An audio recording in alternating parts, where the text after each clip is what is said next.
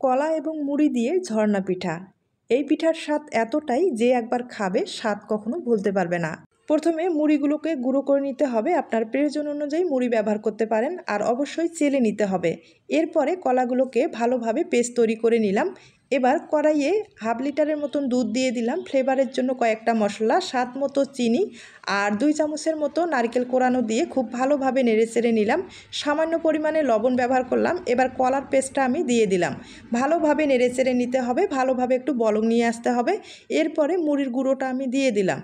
মুড়ির গুঁড়োটা দেওয়ার পরে অবশ্যই একটা ঢাকনা ব্যবহার করতে হবে। কিছু সময় ঢেকে রেখে খুব ভালোভাবে নেড়েচেড়ে একটা ডো তৈরি করে নিতে হবে।